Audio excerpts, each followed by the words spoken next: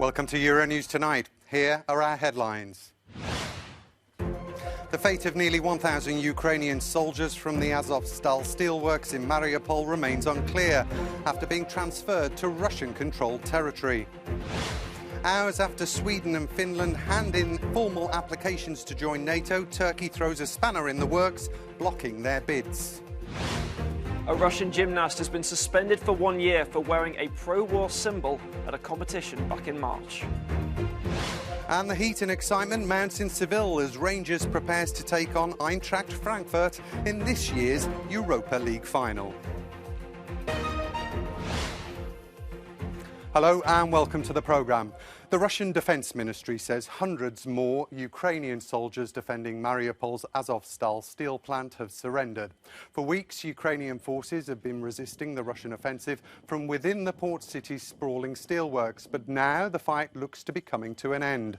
Moscow says since Monday, nearly 1,000 troops have laid down their weapons and handed themselves over. Reports say the soldiers are being taken to Russian-controlled territory, but Ukrainian officials dismiss the surrender claims, instead saying the soldiers are being evacuated. For more analysis on this, let's speak to our correspondent, Sasha Bakalina. Sasha, good to see you. We've seen around another 700 soldiers leave the steel plant today, 1,000 in total, but their whereabouts still remains unclear. What more can you tell us? Absolutely. Ukraine has not said anything about the whereabouts of those Ukrainian defenders as of now. From Russian side, we did hear that they have been taken to hospitals, some of them, those who needed assistance, but most of them were taken on buses to a detention center at Olenivka, which is Russian-controlled territory of Ukraine. Now, according to the leader of the self-declared Donetsk People's Republic, there's Ukrainian commanders inside the Azovstal plant in Mariupol are not among those that left the steelworks. So there are still some defenders apparently inside the Azovstal. This is also the information that we have heard from official Kyiv earlier, but they did not want to say exactly how many of those defenders are still in Azovstal, saying that this information is way too sensitive.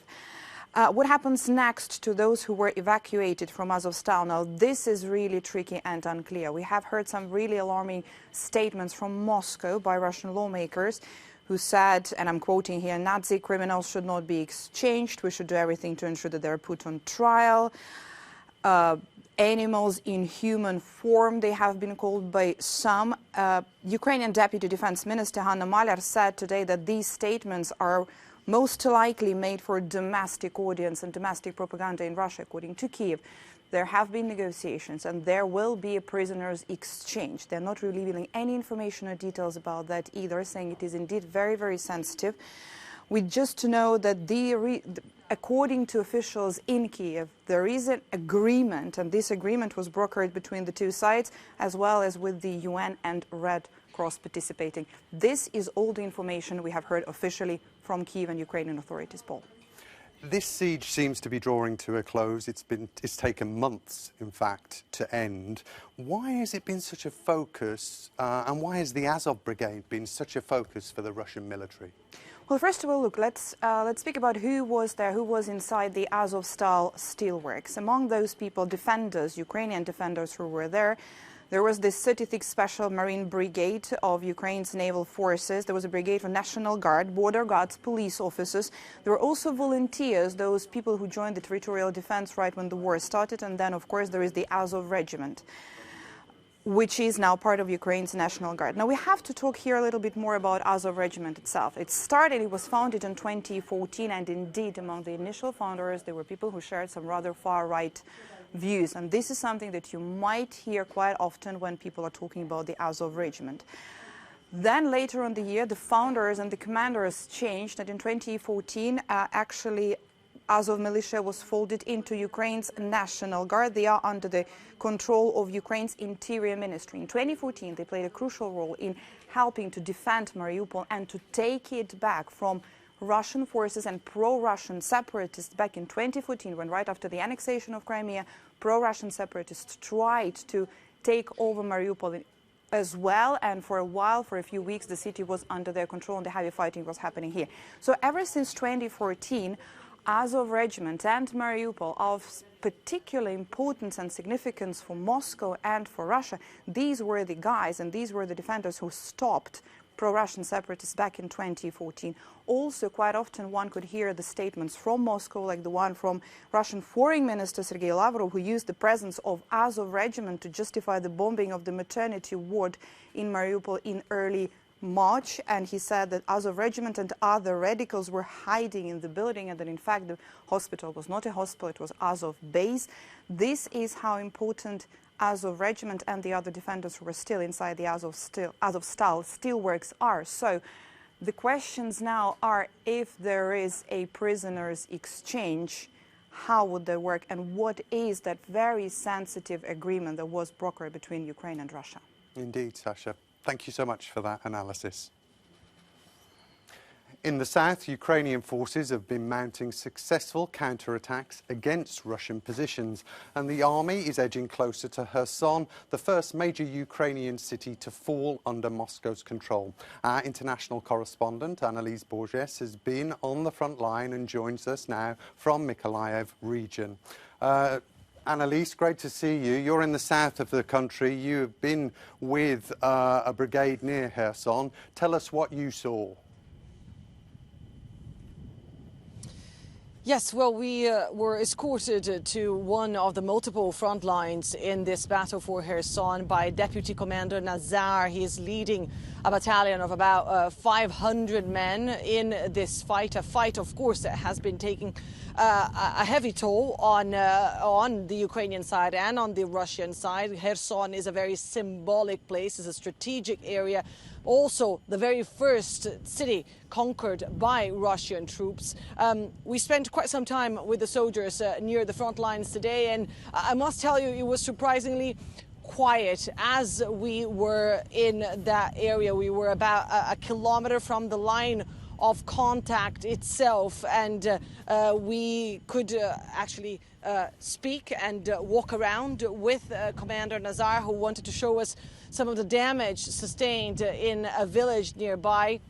I asked him whether or not he had the weaponry, the ammunition needed to retake Kherson. He said that his men have what is most important in this fight. They have the determination and the conviction that this is a fight worth fighting, that this is the only country they have, and they are determined to go until the end and to retake Kherson. He says it is only a matter of time. They are making gains. I asked about it because obviously we have been hearing about the progress Ukrainian troops have been making in the north and in the east of the country, but here in the south the information at least is a bit more fluid. He said that they are making gains, that they are pushing forward, and that it's only a matter of time until they retake not only Kherson but also other parts of the country, including the Crimea Peninsula, Mariupol and the Donbass. And there are civilians still in that area. Are they trying to leave, and is it easy for them? Well, we have heard about thousands of civilians attempting to leave Kherson today. Actually, we got news that a long line of cars were attempting to leave the city, but that they were being blocked by Russian troops. That information was circulating earlier today on social media. We spoke to a family from Kherson region in a shelter, in a reception center nearby, and they described a very difficult situation. They described coming into contact with Russian troops who threatened them, threatened the mother of the family, saying that if they didn't give them their car, they would come back and talk to them in a different way. They were very frightened. They were still very shaken, saying that they hope to come back to their homes soon, but that they have no idea when that's going to happen. That reception center saw thousands of civilians go through there. It's a registration center. They weren't all there when we went, but more than 5,000 people are believed to have gone through that place in order to find other shelters elsewhere. So this is a very difficult situation, obviously, for civilians. And this is an area that's seen quite a lot in this fight. Of course, the fight to retake Kherson is something that is spread throughout the south of the Mykolaiv region and is very much an ongoing fight. As we were attempting to talk to you tonight, we had set up in a different location, and that location came under fire, so we had to move. Of course, after a few moments of quiet and calm, we can definitely report that this is a very much an ongoing battle, a battle that is set to last for a while. OK, Annalise, thank you for that update and take care. Now, Turkey has blocked Sweden and Finland's formal bids to join the NATO military alliance. Accession talks in Brussels are on hold after Ankara declared its opposition, raising doubt over the possibility of a fast-track application process. Turkey's objections are over what it calls Helsinki and Stockholm's support for Kurdish militant groups. All 30 members must approve the applications. If successful, it will double NATO's border area with Russia. Secretary-General Jens Stoltenberg says he welcomes the move. For more on this, let's cross over to Brussels to speak to our European Affairs correspondent, Effie Kutsakosta. Effie, good to see you. So Finland and Sweden have formally applied to NATO, but hopes of a speedy ratification look to be on hold because of Turkey, don't they? Exactly. Actually, today, this morning, after Finland and Sweden have officially submitted their applications to join NATO, the Turkish ambassador forced the other allies to postpone their initial plan to proceed with the accession process of these two countries. The initial plan was to complete the first stage of this accession process within 1 or 2 weeks so that they could welcome these two countries as prospective members of the alliance at a NATO summit in June in Madrid. Of course, this initial plan is now in doubt. NATO officials were telling me earlier that they want to give to these three countries a few days in order to solve their differences, that a short delay is manageable, and that for the moment the other allies don't want yet to be involved in these differences. As you said before, Turkey's President Recep Tayyip Erdogan explained his opposition against these two countries' bids to join the alliance, and it's of course because they refused to extradite 30 people that were accused for terrorism in Turkey and other stuff, including also an arms embargo that was imposed by these two countries and other member states on Turkey in 2019 because Turkey has then ordered its military to attack the Kurdish region in some Kurdish militias in Syria. So it's sure, it's certain, as many diplomats are saying and experts are saying, that ultimately Turkey will give the green light for these two countries, Finland and Sweden, to join the alliance, but he wants something back. He wants something to sell at home. And Effie, what's NATO's position on all this? Is there an acceptance that Ankara might have a point with regard to the PKK? Of course not. NATO says that this is a political issue, that of course they cannot get involved. Even the Secretary General of NATO, Jens Stoltenberg, refused to comment directly to this issue, but he said, of course, that all members have to take into consideration the security of all the other members. And I know that they're not happy, nobody's happy with Turkey's stance right now, because it's a critical moment that the alliance wants to show that it's united, especially against Russia. The thing now is that some diplomats, some officials are saying that it's critical also for Turkey to see what they will do with the United States. Turkey has some demands from the United States, which is linked to its exclusion from the F-35 fighter jets program after it bought Russian missiles in the past. And now they want also to buy some F-16 fighters, aircrafts, in order to modernize modernize their army. Of course, even if Biden, the President of the United States, is positive and supportive to it, this needs also to be approved by the Congress. Today, the Foreign Minister of Turkey will meet Antony Blinken in the United States. We'll see if something gets out of this meeting, but for sure now the allies don't want to get involved. They want to leave these three countries to resolve their own differences and move ahead with the application and the process of accession. OK, Effie, thank you so much. Now, a Russian gymnast has been banned for a year for wearing a Z symbol supporting the war in Ukraine at a medal ceremony in March. Matthew in the Cube has more. Well, Paul, ever since the war began, the letter Z has become a common sight on Russian military vehicles and on pro-Kremlin social media accounts. This ordinary letter, which doesn't actually exist in the Russian alphabet, has become a symbol of Moscow's propaganda and of the invasion of Ukraine. Now, back in March, as the war was breaking out, Russian gymnast Ivan Kuliak came under strong criticism when he brandished the symbol at a medal ceremony in Doha. He actually wore the letter Z on his vest while on the podium at an apparatus World Cup event. He was actually, in fact, standing next to Ukrainian gold medalist Ilya Kovtun at the time. And for this gesture, he has now been banned for 1 year. The Disciplinary Commission of the Gymnastics Ethics Foundation said that Kuliak had broken the rules on code of conduct and discipline. And in addition to this 1-year suspension, he's also been disqualified from that World Cup event. He's been told to hand in his bronze medal that he won in the parallel bars, as well as the prize money of around €477. Now, this is a decision that Kuliak can appeal within the next 21 days.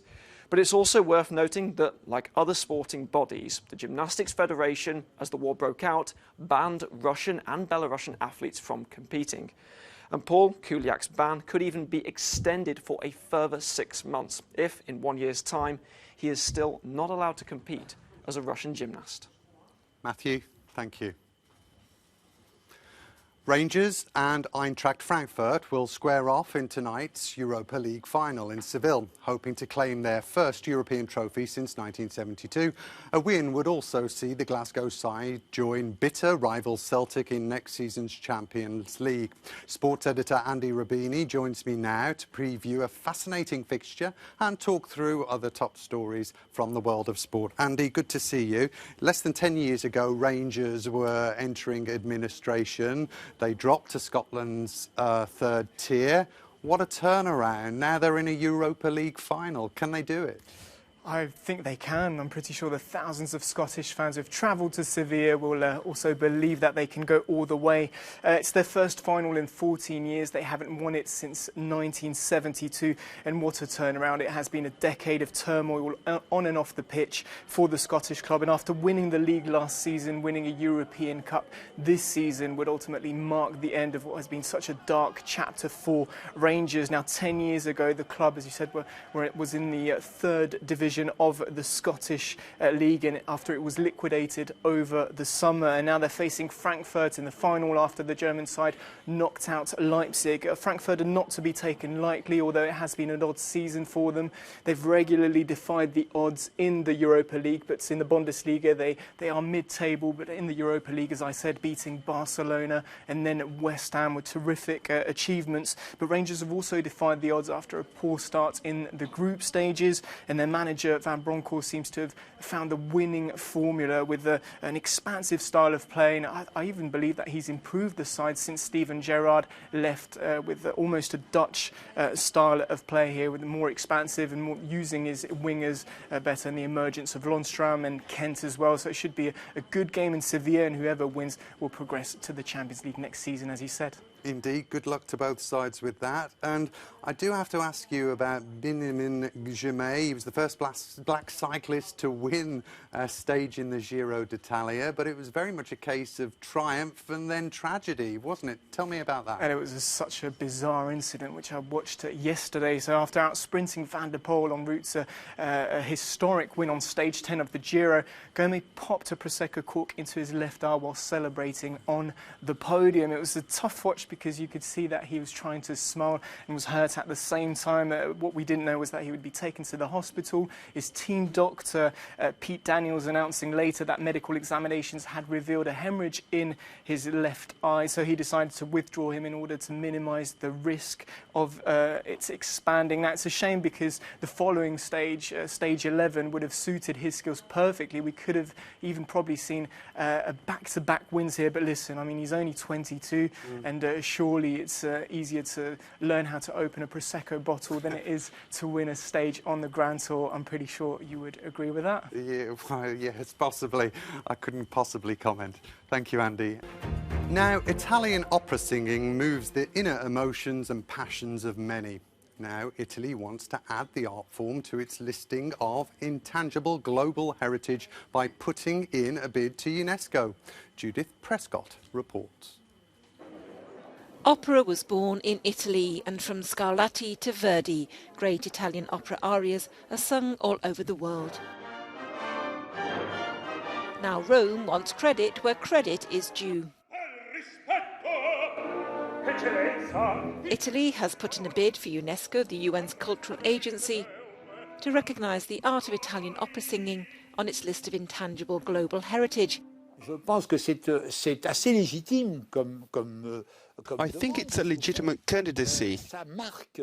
It's an art that has marked the history of music for the last 4 or 5 centuries. It's a true landmark.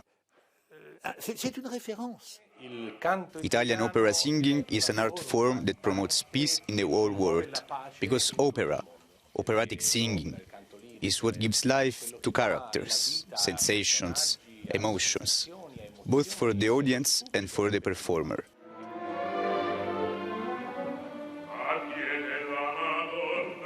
UNESCO will give its response to the candidacy of Italian opera singing by the end of the year.